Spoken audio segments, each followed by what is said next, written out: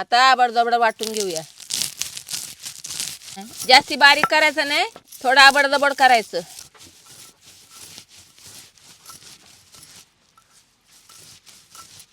झाडला आबडजबड. आता काढून घेते.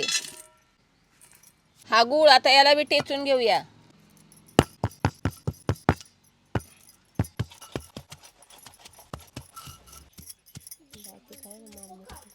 आता गूळ ठेचलाय, आता काढून घेते. सगळं साहित्य तयार झालेलं आहे. आता आपण गुळाचा पाक बनवूया. गावठी गायचं देशी तूप.